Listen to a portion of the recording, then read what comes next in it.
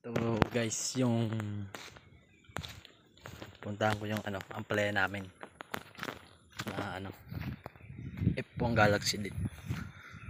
Kung paano yung maganda yung pagkakatubo.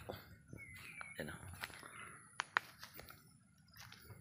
Isang lang yan, isang lata. Ang ganda no. Oh. Sobrang gayon. Mataba. Lalo na pag naabonohan yan tapos spray. May bunga na nga.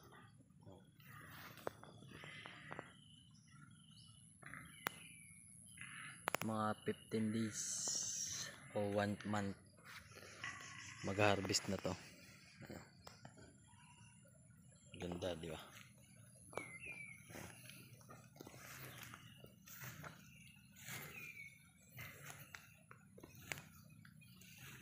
Galaxy.